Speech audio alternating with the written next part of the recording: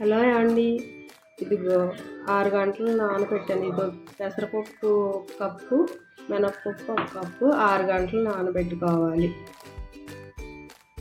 పెట్టుకున్నాక ఇలా వస్తుంది. దీన్ని ఇప్పుడు మిక్సీ పట్టుకోవాలి. ఆపు వేసుకొని మిక్సీ పట్టుకోవాలి. నీళ్ళు ఏమీ వేసుకోకూడదు. నీళ్ళు వేసుకుంటే జారేది.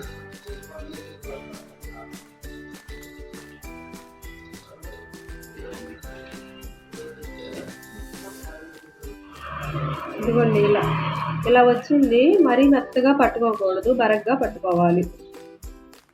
బరగ్గా పట్టుకున్న దాంట్లో ఒక పచ్చిమిరపకాయ, కొంచెం జీలకర్ర, కొంచెం ఉప్పు, కొంచెం ఉల్లిపాయలు, ఒక ఉల్లిపాయ వేసుకొని కలుపుకోవాలి.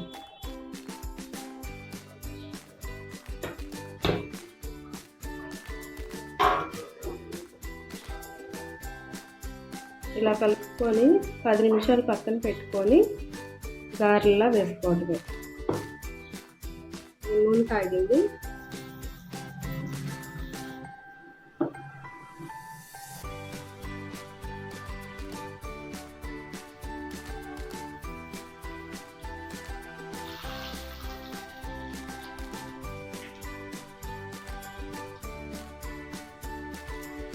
కొంత మందం కాకుండా పలుచగా కాకుండా వేసుకోవాలి.